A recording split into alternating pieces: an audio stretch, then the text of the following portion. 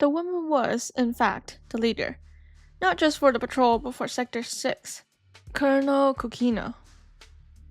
So just to get this straight, Kukino said, rubbing her forehead. You, she pointed at Arda, are not from Zeta, and you, she pointed at Blake, are Blake Kindlesell from Sector 8.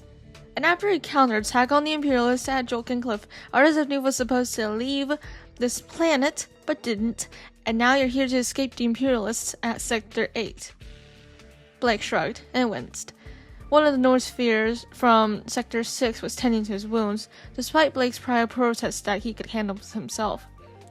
Sort of. It's more complicated than that, but we had to get away from cultists because of Arda. Kukino stared at the aforementioned immortal being. Because of his knowledge about everything? Because of his knowledge about everything. And why is he staring longingly into the distance?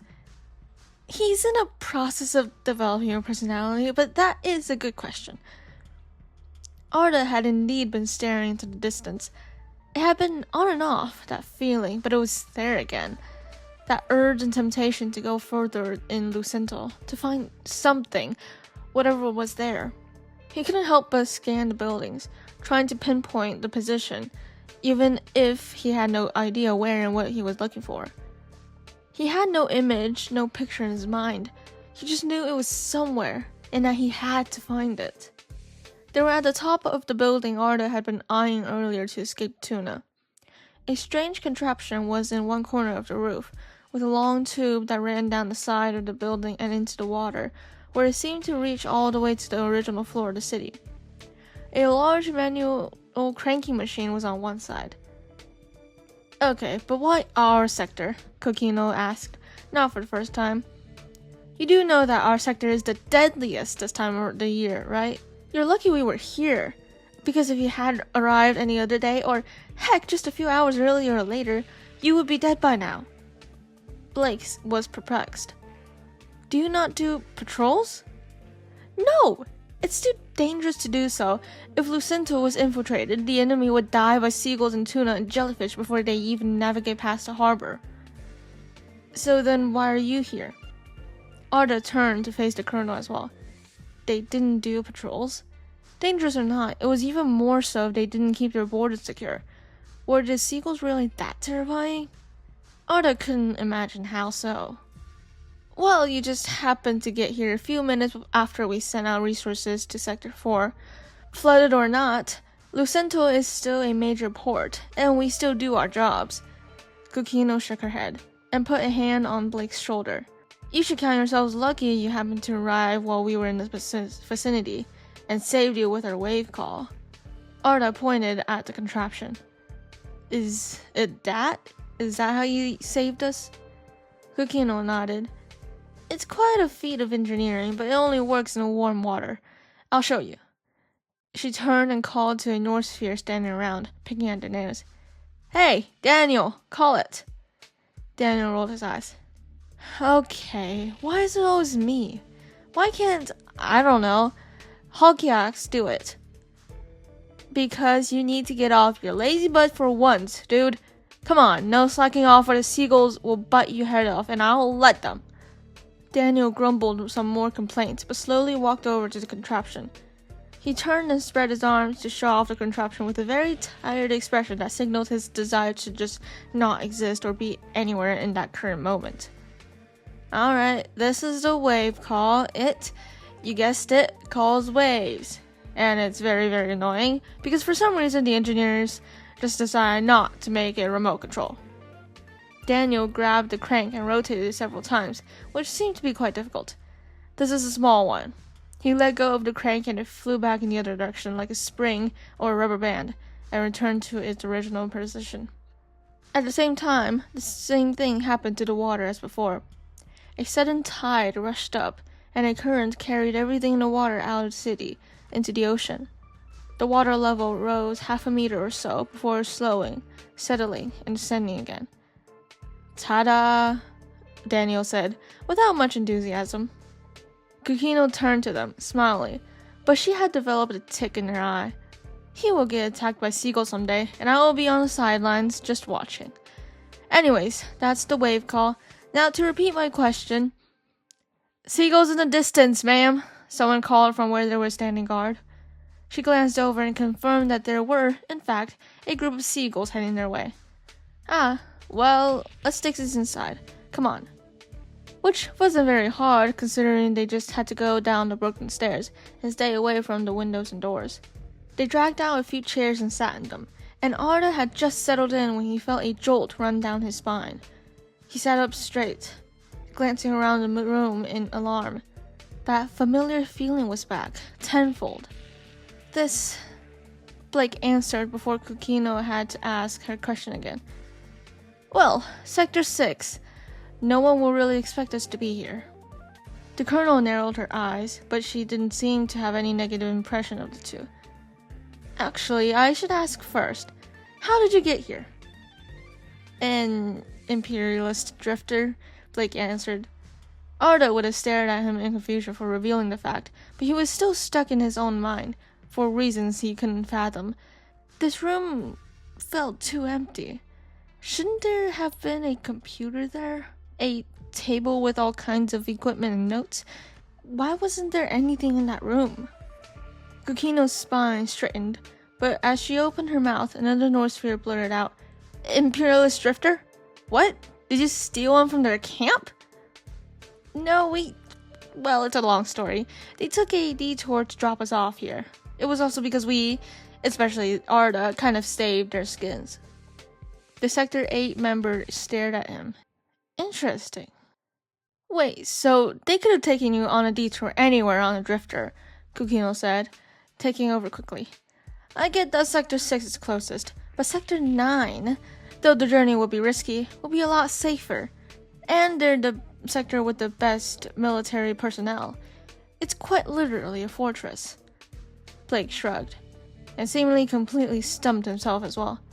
You'll have to ask Arda. He'll probably just give you some sciencey smart reply though. He's just like that. We should get him some glasses so he can act a part too. Right, Arda?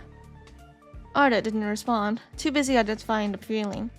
He stared at the ground as though trying to see through all the floors and concrete and metal.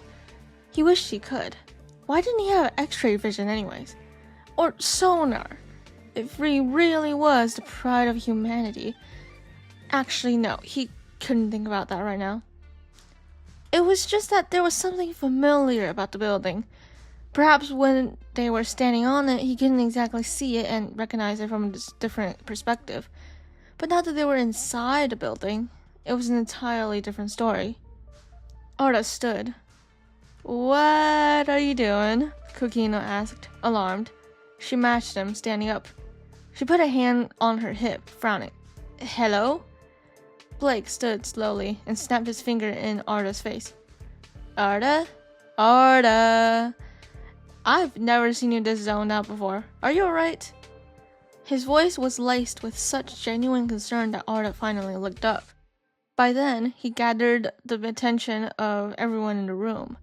Half a dozen pairs of eyes stared at him as he held eye contact with Blake, staring into them as if trying to read his mind. Blake blinked and crossed his arms, shifting slightly on his feet. Arda? You okay? Arda nodded, still slightly dazed. Yes. Then he promptly turned and headed out the room, as if on autopilot. There was a brief uproar at his sudden movement, and Blake's hand shot out to grab Arda's arm, only for Arda to turn the situation around and grab his wrist, dragging him outside. Several people protested in confusion, and Kukino reacted first, chasing after them. Hey, Arda! Kukino whisper shouted, enough for Arda to hear, but not enough for it to get far. Perhaps not to attract the attention of the seagulls. Get back here! Arda headed down the hallway outside, Blake being forced to follow in tow. He shouldered open the door at the end, revealing seemingly endless flights of stairs. He started down it. Whoa, whoa, whoa, whoa, Blake yelped, practically running. He tried to pull out of Arda's grip, but it was useless. Arda, you said you were okay, but this doesn't seem like okay behavior. An earthquake shook the building, forcing Arda to pause for a second before continuing again. Then another. Then another. 4 quakes in the time it took to climb 7 flights of stairs. Arda could hear through the walls the rolling waves outside, crashing into buildings, pulling away from the city before coming back in large tides that were not caused by the wave call. The windows were boarded up, and only lights were the ones from the top floors and those peeking out through the windows, which disappeared by the 6th flight. The lights from up above flickered, leaving them in deeper darkness. Though the stairs were in surprisingly good condition, the railings were crumbling. The edges corroded away after 40 years of neglect. Dust, stone, and pieces of the walls rained down on them with every earthquake and every ocean wave that shook the building. It made the task of descending the stairs while hugging the walls, lest they fall, 10 times harder when their vision was obstructed and the lights dimmed. Finally, Arda decided the rest of the way down wasn't a life-threatening level and jumped to the bottom level. He landed shakily. Another earthquake. Blake climbed down another set of stairs before following suit, landing in a half crouch and putting a hand on Arda's shoulder as support, panting. What? Why?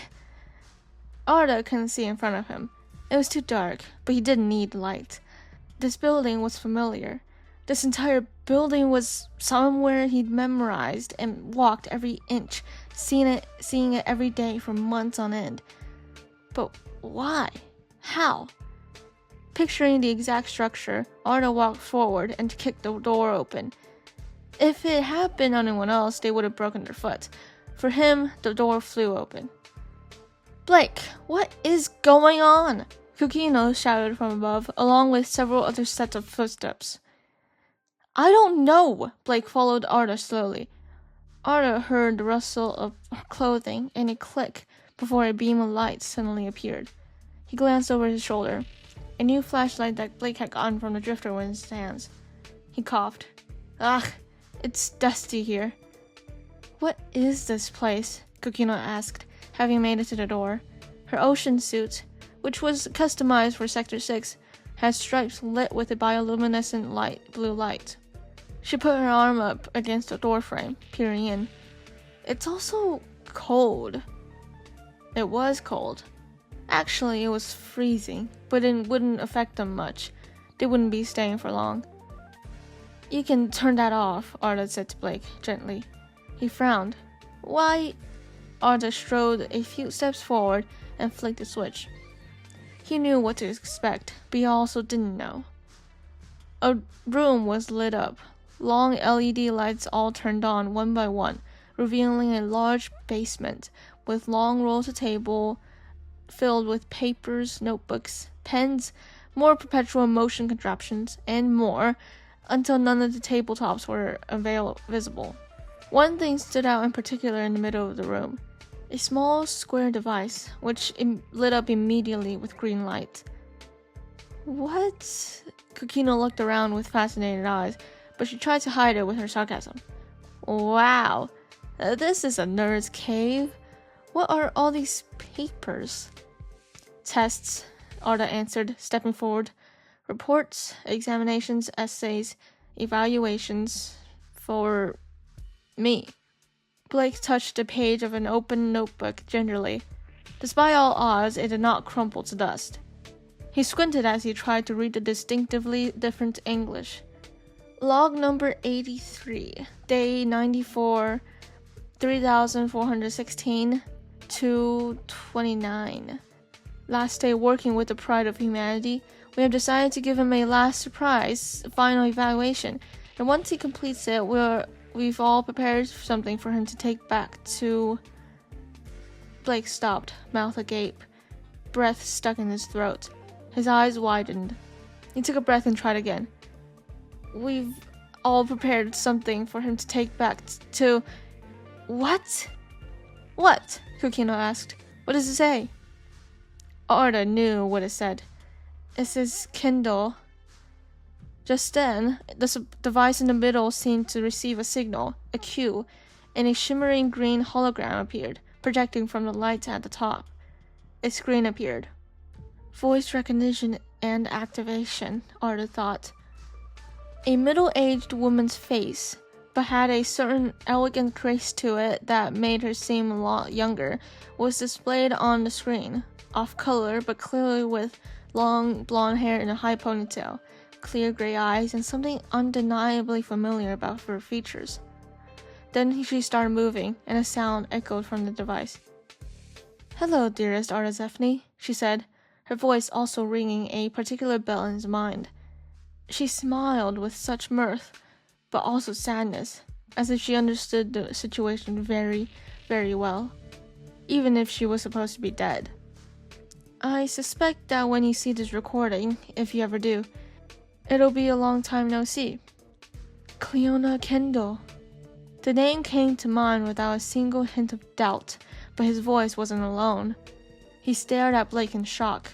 He'd uttered the name as well. He'd recognized her. But how? By the time you see this recording, even if it's never, you'll have many questions. You were designed to be curious after all. Cleona. He knew that name. He just couldn't quite remember. Why was it so hard to remember?